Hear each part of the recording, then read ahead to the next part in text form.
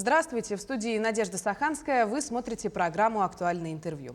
Сегодня, в День защитника Отечества, самые теплые поздравления людям одной из самых мужественных профессий наших дней. Нередки случаи, когда бойцы пожарной службы ценой своей жизни исполняют свой долг. В момент чрезвычайной ситуации они всегда первыми придут на помощь. Они настоящие профессионалы своего дела. С одним из них наш сегодняшний разговор. У нас в гостях Максим Денисов, начальник управления пожаротушения и проведения аварийно-спасательных работ Главного управления МЧС России по республике. Максим Владимирович, здравствуйте. Добрый день. Скажите, чем же занимается специалист вашего дела? Сколько бойцов состоит под вашим началом? И, возможно, для того, чтобы вступить в ряды такой непростой профессии, необходимо иметь какое-то специальное образование. Да, пожарная служба в Республике Саха-Якутия подразделяется на несколько видов пожарной охраны. Это федеральная противопожарная служба, Государственная противопожарная служба Республики Саха-Якутия, добровольная пожарная охрана, ведомственная пожарная охрана. Основными подразделениями, которые тушат пожары на территории республики, являются подразделения федеральной противопожарной службы, которые расположены в крупных промышленных городах. Это Якутск, Нерюнгри, Алдан, Мирный, Ленск. И остальные населенные пункты – это ведомство Государственной противопожарной службы Республики Саха-Якутия. Неотъемлемый атрибут качественной подготовки офицера пожарной охраны является наличие высшего профильного образования. В системе МЧС России действует несколько высших учебных заведений, которые осуществляют подготовку специалистов в области пожарного дела, защиты в ЧС, техносферной безопасности. Ближайшим вузом у нас в Дальневосточном федеральном округе является Дальневосточная пожарно-спасательная академия в городе Владивосток, которая готовит специалистов, которых я назвал ранее. Скажите, а как вы пришли в эту профессию? Чем же вас привлекла эта работа? Наверное, как у всех мальчишек, мечта детства. Но есть же такие моменты, чем ваша служба может быть невероятно интересной. В первую очередь, конечно, вообще профессия пожарный, спасатель, я бы назвал, скорее всего, это образ жизни. Потому что нужно быть постоянно готовым к выполнению задач по предназначению. То есть пожар или чрезвычайная ситуация – это такое событие, которое происходит всегда неожиданно. И одно из, скажем так, качеств сотрудника пожарной охраны, не качество, а даже требование – это быть на постоянной связи и быть готовым. То есть у нас нет такого понятия, как нормированный рабочий день в первую очередь. Да, рабочий день, если, скажем, все в рамках обычной оперативной обстановки складывается, он заканчивается, но ты находишься на постоянной телефонной радиосвязи, и в любое время суток может раздаться звонок, тебя поднимут по повышенному рангу пожара или по какой-то нештатной ситуации, чрезвычайной ситуации, которая может сложиться в том или ином месте. Вот это одно, скажем, из таких моментов, что обстановка может кардинально измениться буквально через 1 минуту, вплоть до чрезвычайно опасной, скажем так. Наверняка за ваш большой опыт работы были такие истории, которые запомнились больше всего. Один из самых запоминающихся, наверное, это 2004 год. Это пожар у нас на газораспределительной станции в городе Якутске в августе месяце. И в этом же году, в сентябре месяце, у нас произошел взрыв и пожар на танкере в Анабарском районе, поселок Ирюм-Хая. Ситуация была неординарная, нестандартная. И мы по тем временам провели беспрецедентную спасательную операцию и операцию по тушению пожара. С города Якутска вылетела оперативная группа в составе пожарных специализированной пожарной части. по тушению крупных пожаров, сотрудников службы спасения, сотрудников Главного управления МЧС. По прибытии сложилась такая обстановка, танкер горел. На тот момент уже от взрыва погибло 6 человек. Была угроза прямой экологической катастрофы в бассейне реки Анабар. Танкер стоял на расстоянии 200 метров от берега. Ну и сходу был разработан план тушения пожара. Мы его осуществили на тот момент.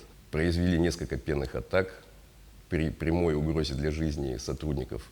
Пожар был успешно ликвидирован. Тем самым спасли, скажем так, и поселок Ирюндхая от прямой угрозы, и реку Анабар от экологической катастрофы. 8 сотрудников у нас было награждено тогда ведомственными наградами МЧС России. Скажите, ну вот это же работа на пределе возможностей, ваша служба.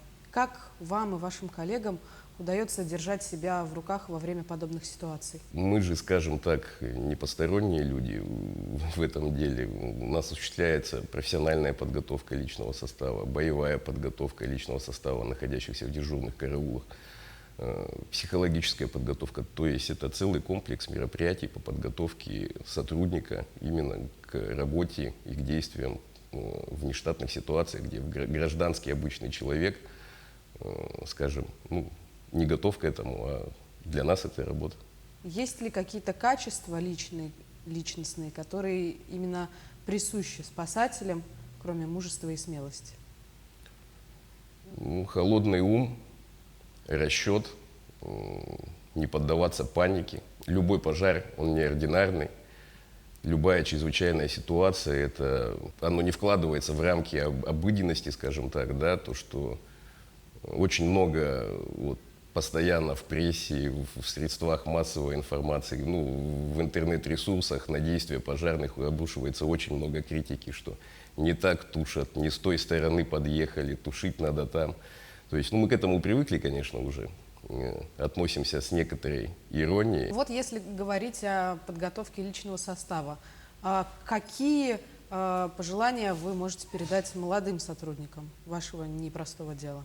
Пожелание лично от меня с высоты прожитых лет и службы, скажем так, любить свою профессию в первую очередь, относиться с уважением к традициям, заниматься физической подготовкой, пожарно-строевой подготовкой.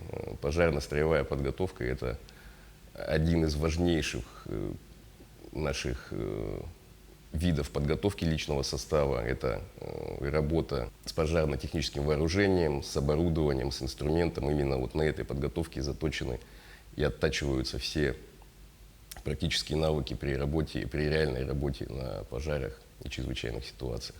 Ну, наверняка результаты вашей работы не остаются без внимания. Как часто благодарят вас за работу спасенные люди? Бывает, благодарят. Ну, конечно, самое распространенное у людей в обыденности то, что мы приехали без воды, как обычно. Ну, я уже говорил, мы к этому привыкли и относимся с иронией. Ну, слова благодарности звучат довольно часто. Результаты своего труда мы видим, это удовлетворяет. Конечно, спасенные жизни, которые мы спасаем, и это происходит очень часто. Это самое важное для нас. К сожалению, не обходится без потерь, без как среди населения, так и среди личного состава. Вот недавняя трагедия, которая произошла у нас в Сунтарском Лусе, я бы хотел обратиться, вот, пользуясь моментом, к населению, что действительно вот дымовые извещатели, которые сейчас проходят акции в Государственной противопожарной службе, в Главном управлении МЧС России по установке этих датчиков на безвозмездной основе, чтобы люди относились, особенно которые проживают вот в домах пятой степени огнестойкости, ну, деревянные жилые дома, что действительно этот датчик, который стоит в пределах 500 рублей, звуковой извещатель, он реально спасает жизни. В моей практике такое было при задымлении, потому что в первую очередь люди гибнут в состоянии сна от продуктов горения. да, от опасных факторов пожара, и это в первую очередь задымление. То есть человек в состоянии сна угорает, потом теряет сознание, ну и потом уже сгорает, скажем так, да. И вот этот звуковой сигнал, который издает этот датчик, он срабатывает, он в специальном диапазоне работает, что от него просыпаются даже люди, в принципе, в состоянии алкогольного опьянения. Поэтому я вот обращаюсь, чтобы граждане ответственно подходили вот к этому моменту. Потому что, ну, наша жизнь в наших руках, скажем так, в первую очередь. Но ведь помимо дымовых извещателей в многоквартирных домах есть еще и лестницы эвакуационного выхода, которые находятся чаще всего на верхних этажах.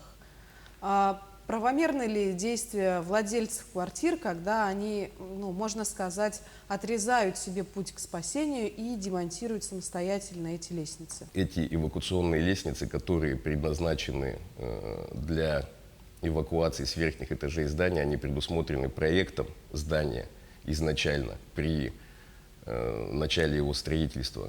К сожалению, частные домовладения, частная собственность квартиры – это не поднадзорный объект Федеральной противопожарной службы государственного противопожарного надзора.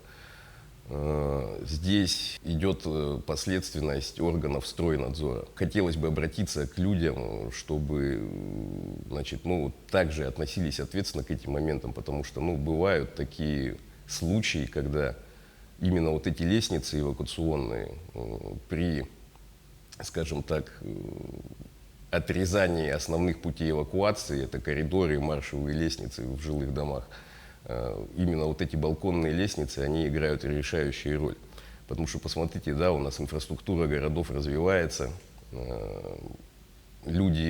качество уровня жизни сейчас у людей повышенное, скажем так, машин очень много, парковочные места. Вы сами видите, да, что в многоквартирных жилых домах там на легковой машине ты иногда не подъедешь, а на пожарной автоцистерне или на специальной технике, на автолестнице и тем более. Поэтому иногда, вот, ну не иногда, а в некоторых случаях, именно в сложных ситуациях, когда огнем отрезаны эвакуационные выходы или задымлением отрезаны эвакуационные выходы, именно эта лестница послужит средством спасения для тех или иных людей. Поэтому, ну, здесь самосознание граждан в первую очередь должно быть. Благодарю вас, Максим Владимирович. Позвольте поздравить вас с праздником и пожелать крепкого здоровья. Спасибо. До свидания. Напомню, вы смотрели программу «Актуальное интервью». Берегите себя. До встречи.